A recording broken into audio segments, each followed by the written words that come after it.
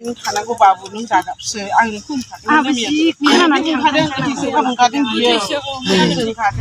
आंनि हिनजावाथ' जेबो जायाखैमोन बिदिनो गोथां डाइरेक्ट स्पटनो थाबायबोदोंमोन आरोना ज' जोङो दिनै नैबे काजलगाव सिभिल हस्पिटालाव जोङो मानि थाखाय दिनै बे देरहासार इस्लारि बिथांखौ लेंहरनानै जों मानि थाखाय मिडिया होनो गोनां जादों।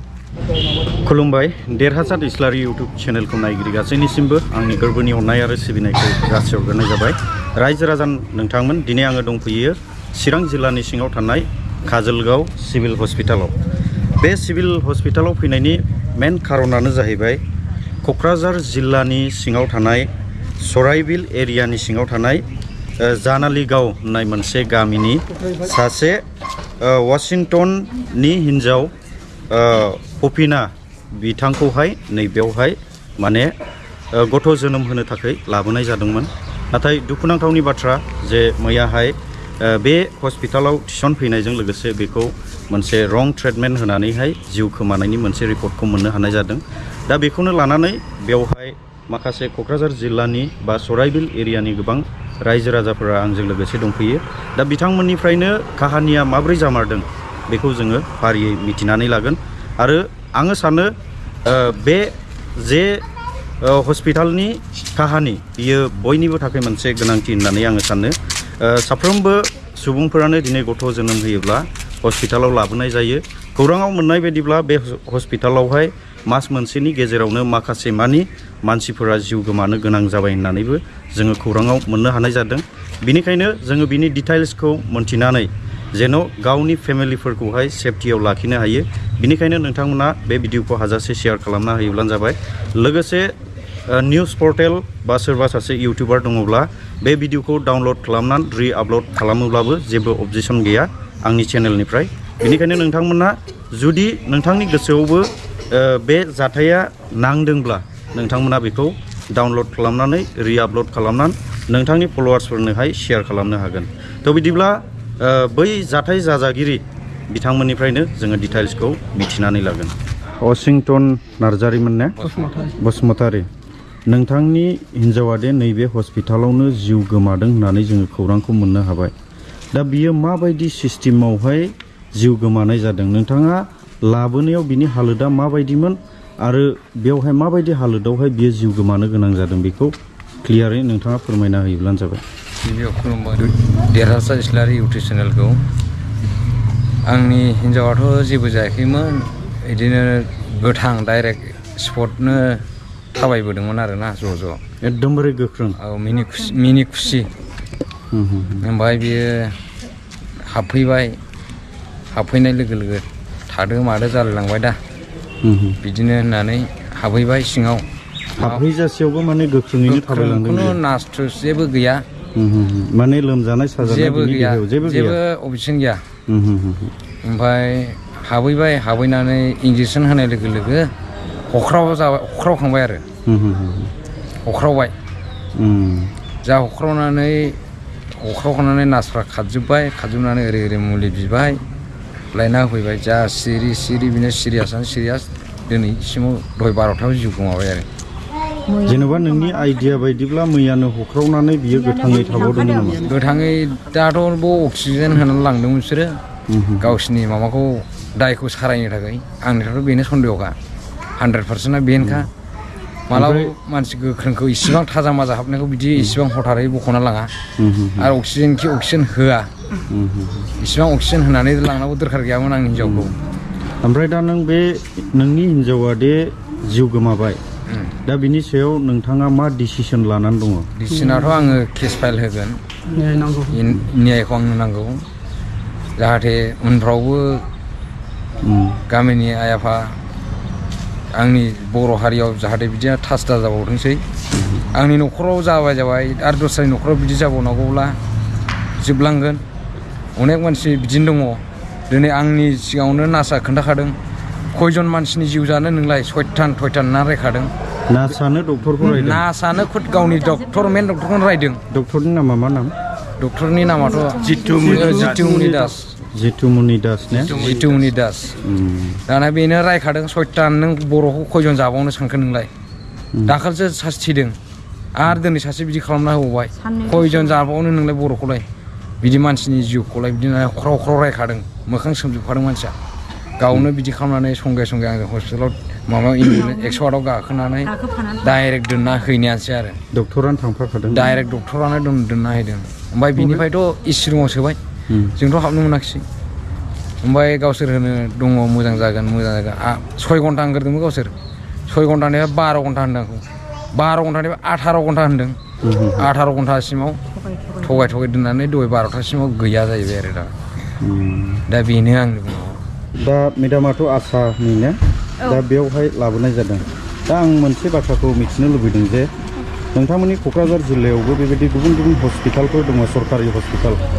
दिनै बे हस्पिटालखौ गारनानै जोंनि चिराङाव माबोरै सफैनो हाखोना आसानि सिस्टेमावहाय बेबायदि थांलाय फैलाय जिल्ला बारलायनायाव जेबो अबजेक्सन गैया नामा गैयामोन गैनायाथ' सिगांगौमानि गैयामोन जा आङो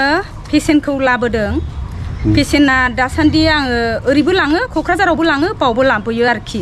खिन्थु आंनि लाबोनायनि गेजेराव आंनि पेसेन्टफोरा दिनैसिम बिमाबो आरो गथ'बो मोजाङैनो मोजां हामनानै आं सानफ्रामबो बेखौनो मोनबाय थादों आरोखि मोजाङैनो मोजां हामलांबाय थादों आजिलै आङो दिनै 16 बोसोर जाबाय आसा मावनाया थेवबो आंनि गामिनि मानसिया सासेबो हानि जाफेराखैमोन दिनै काजलगाव लाबोदों गाबोन क'क्राझार लांदों आंनि पेसेन्टआ बुरजाबो आङो जेरैबो गिदिङो जानाय लोंनाय दोनथ'नानै गांनाय उखैनाय दोनथ'नानै आङो पेसेन्टफोरखौ दैदेननायनि गेजेरजों आंनि पेसेन्टआ सासेबो हानि जायामोन आरो हानिबो जाफेरनाय नङा होननानै आं सानबाय थायोमोन आरोखि दिनै आङो बे पेसेन्टखौ मोजां जागोन होननानै गार्जेनजों रायलायनानै आरो डक्टरजों मोजां गाज्रि परामर्श लानानै बे मानसिया डेट बारबाय होननानैहाय आं जिएमसिआव लाबोनाय जादोंमोन आरोखि बेखौ सिगांगौ मायनियावबो जोंनिथिङै देखायनानै लास्ट 36 उइक जाबा आङो जितुमनि सारनो देखायनाय जादोंमोन दा जितुमनि सारा बुंदों आरो नोंसिनाथ' फेब्रुवारिनि 16 थारिख नङाबा 22 थारिखआवनो हामनांगौ दा जुदि बे बारोबा नोंसोरो सिजारिं खालामनो थाखाय आंनाव लांनो हागोन होनदों आरोखि बे बाथ्राखौ ओमफ्राय दा जेनेबा हजोंनि जे हजोंबोथ' मोनसे ब्रान्च हस्पिटालफोर थायो आसाफोरा बिनि थ्रुदिनो खामानि मावो दा हजोंनि ब्रान्चनि डक्टरा मा होननानै बुंनाय जादोंमोन दा ब्रान्चनि डक्टराथ' दाखालि नैबेहाय लाबोनानै भिटामिन होनदों आरोखि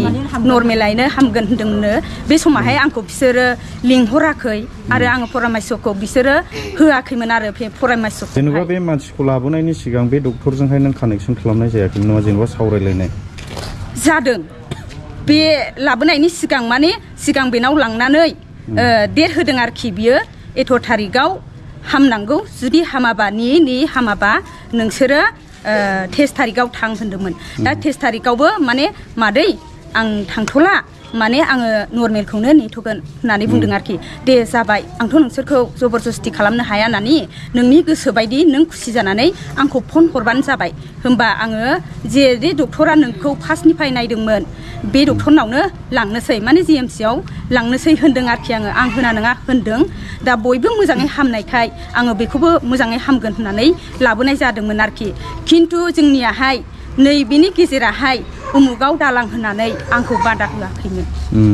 बादा होनाय जायाखैमोन आरो नोंसिनियावथ' क'क्राझार जिल्ला हिसाबै गसाइगावआवबो दङ जानांगौ ने दङ ओमफ्राय क'क्राझारावबोथ' दङ दा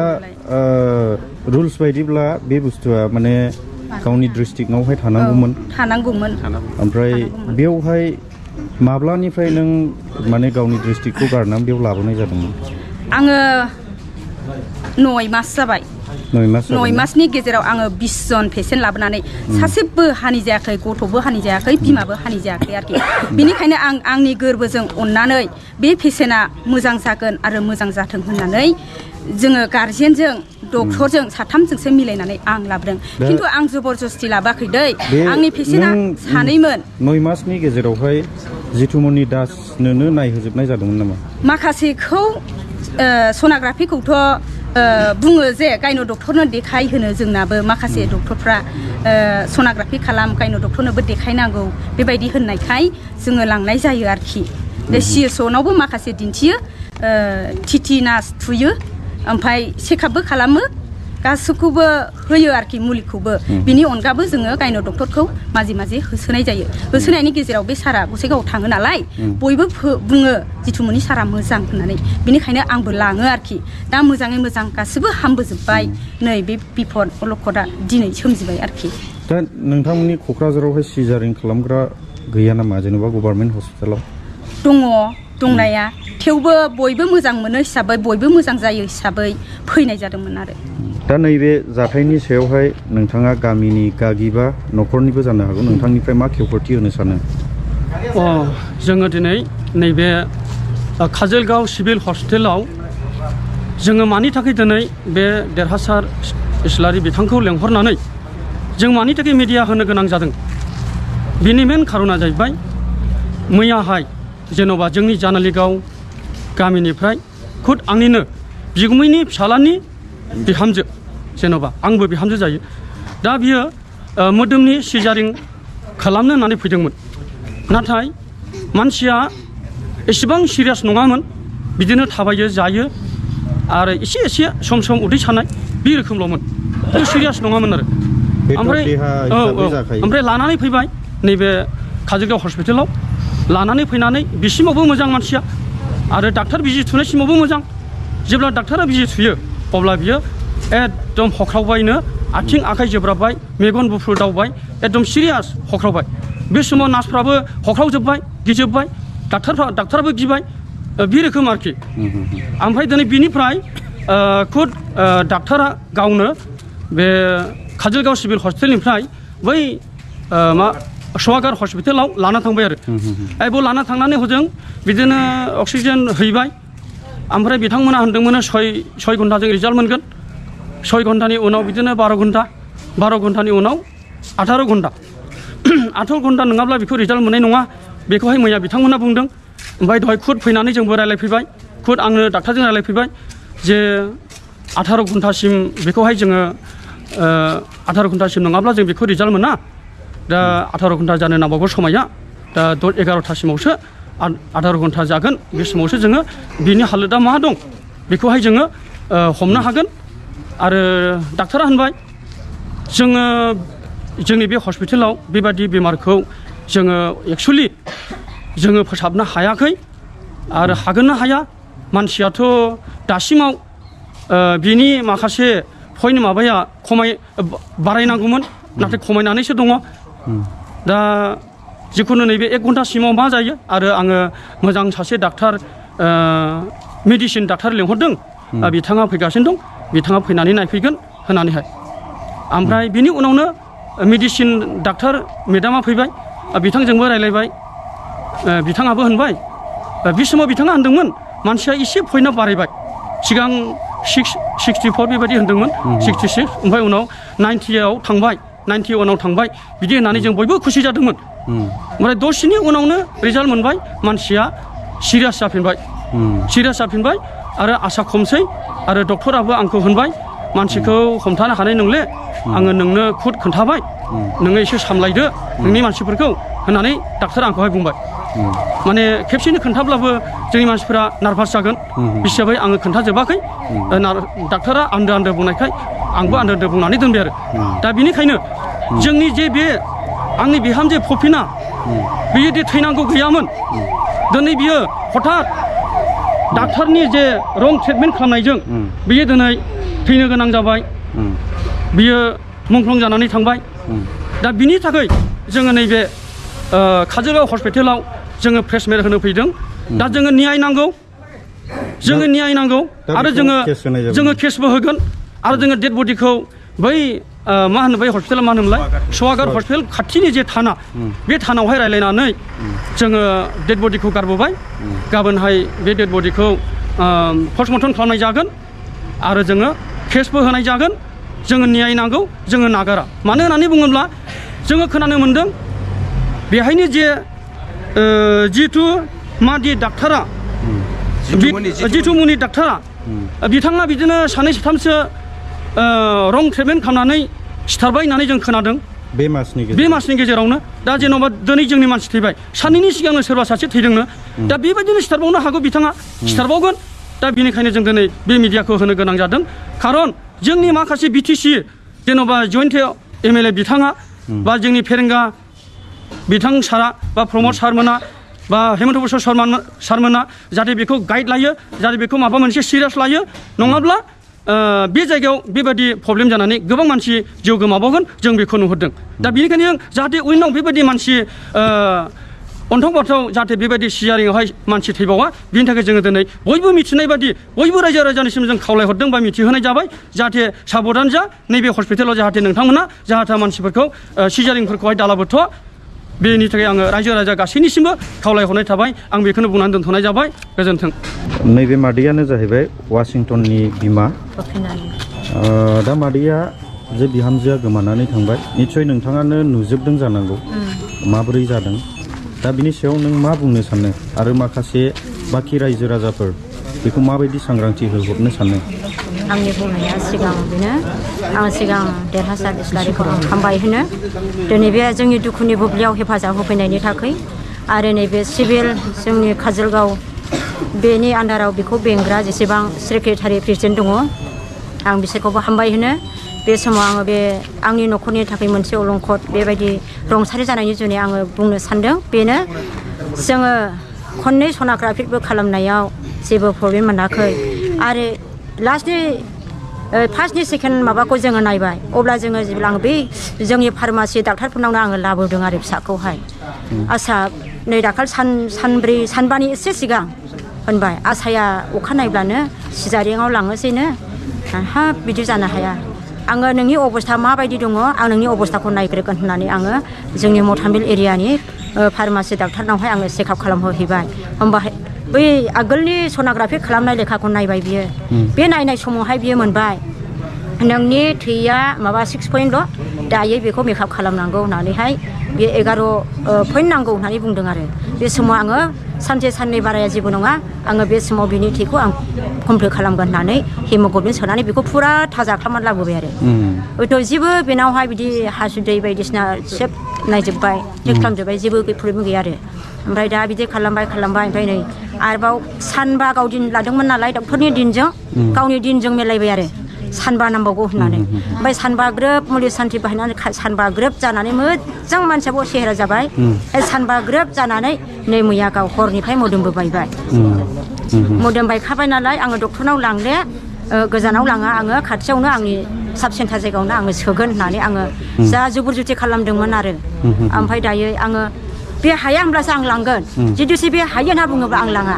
हानाय हायो बेबोथ' सासे हिनजावला बेबो डक्टर लाइन फरायनायनो आङो बेनावनो होगोन होननानै आं बेखौ आसा खालामदोंमोन आरो बे डक्टराबो होनदोंमोन दि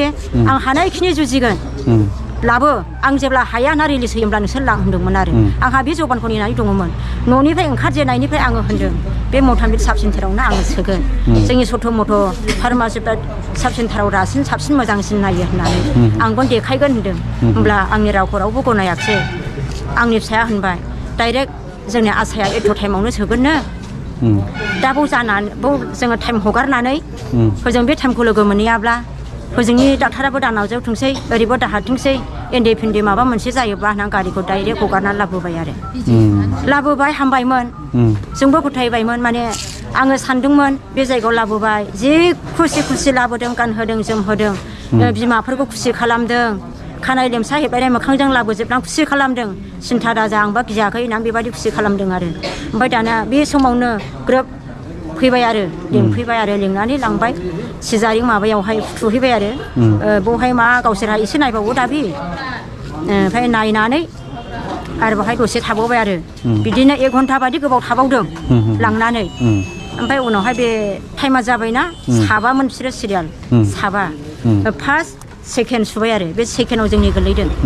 ओमफ्राय बे फार्स्टनिबो एसे मोजां जेबो जायाखिसै नैबे सेकेन्डआव जोंनि गोलैबाय बे माबायाव फुथुब्ला जोङो हिनजावफोरनि बेबायदि नैबे जानजिनिफ्राय मा होनोलाय बेखौ गोथै खालामो नालाय गथ' सिजारिं खालामो जेला निर्बट सुयो सिजारिं खालामा सायाव बे सिजारिं खालामनो निर्बट सुनायावनो बे बिजि सुनायजों लोगो आरो बेयाव हख्रावजोब्बाय डाक्टारफ्राबो जोंजों खारबोबाय नार्सफ्राबो आंजों खारबोदेरजोब्बाय आरो मानसिया बिहुस जाबाय होनना ओमफ्राय आरो दसे एसे गोबाव थानानै बिहुस जाबाय होननानै मुलि लायद' बाव खालाङो बावबो मोना एसे गिदिर डक्टर बे मुलिखौ दानफिननोबो मुलिबो गैया फिनाव बे मुलिखौ दानोबो मुलिबो गैया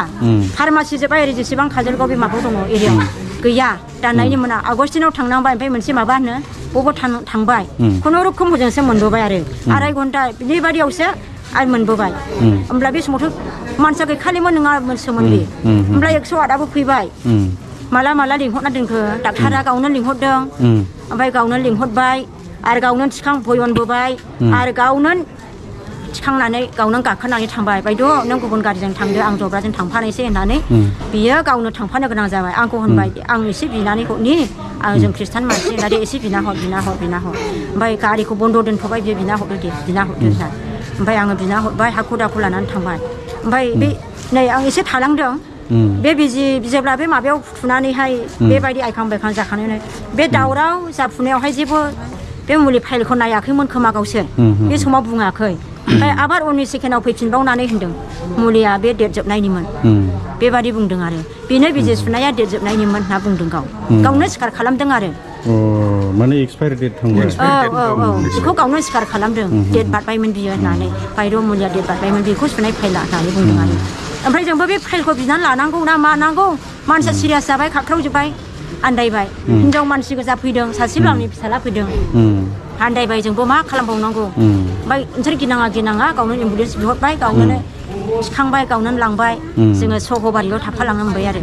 लांनायावबो जों थाफानो मोनाखिसै आरो होजों लांबाय इसेयाव सैबाय जों नुयाखिसै मारै दं मारै गैया बाहेरा थैनानैसो थांबाय गैला बेबायदि आरो बेखौनो आं खावलायदों जोंबादि दुखुथिया हावरिया जों बेबायदि सिभिलखौ हास्थायनानै फैयो दा फ्रियाव फैनो जों खम समाव गोलैनायखौ नायनानै जों फैयो नाथाय उननि बेलायावबो जानो हागौ बाबु बेबायदि फैबावगोन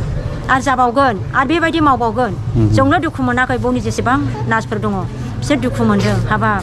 नोंसोरो जोंनि बर' फिसाफोरखौ साबसे जागोन सैथान डक्टर होननानै बेबायदि रायदों आरो बेबायदि बयबो रायदों खाथि खालानिफ्राबो रायजोबदों आरो फैजोबनानै जमा फैजोबदों बेबायदि रायदों आरो जोंल' नङा जोंथ' रायनो टाइम मोनबावाखै दुखुजोंनो बेबायदि अबस्था जादों आरो आं बेखौनो बयनिसिमबो खावलायदों जाहाथे जों मिथिया हसिया जोङो जाब हस्पिटालाव जोङो सोबाय थायोब्ला जोंनि बर' बिमाफ्रा बिराद खहा जागोन आद्रि जालांगोन नाय सासेयाव सानै जोङो खर' बायलाङो जोङो दिनै बेसेबां दुखु जाबाय सानैनि गेजेराव जों सासे मोनोमोनब्लाबो जोङो सान्थि जागौमोन दिनै जोंनि गेजेराव सानैबो जोबनानै थांबाय अब्ला जों बेखौनो जोंनि थाखाय मोनसे न्याय बिसार खालामनानै होगोन आङो बयनिसिमबो आसा थादों जोंनि गोजौ थाखोनि मानसिनिसिमबो आं आसा थाबाय आरो इउटुबारफ्राबो बे गासैखौबो सुद्रायनानै आरो साबसिन जोंनि थाखाय राहा खालामनानै होगोन होननानैबो आं इउटुबारनिसिमबो आं आसा थाबाय दिनैनि आंनि बुंनाया बेनो बयनिसिमबो गोजोन्थों रायजो राजा नोंथांमोना खोनानो मोनखाबाय आरो नुनो मोनबाय नैबे साइडथिं सिभिल हस्पिटाल काजलगाव बेवहाय बे जाथाया जानानै थांदों आरो बेयो खुब दुखुनांथावनि बाथ्रा माने बिमाबो आरो फिसाबो सानैबो थैनानै थांबाय बियो मोनसे हरखाबै जादों होननानै जोङो खौरांखौ मोननो हाबाय जे बेखौ इन्जेक्सन थुजासिमाव माने मानसिया ओरैबायदि नों आं बायदि गोख्रोङैनो दङमोन दा बेबायदि अबस्था जाबाय आरो जोबोद दुखुनांथावनि बाथ्रा आङो नोंथांमोननिसिम बे रादाबखौनो फोसावहरबाय जेन' सरकारि हस्पिटालाव लांनायनि सिगां गोबांबार सानग्रो आरो जोंनि सरकारनि जेसेबांनाखि दैदेनगिरि बिथांमोनाबो जेन' बेबायदि डक्टरफोरखौ दोनालासे माने मोजां डक्टरफोरखौ जाहाथे गोरिब गुन्द्राफोरनि थाखाय लाबोना होफैयो आङो बेखौनो खावलायनानै भिडिअखौ बेयावनो दोनथ'नाय जाबाय।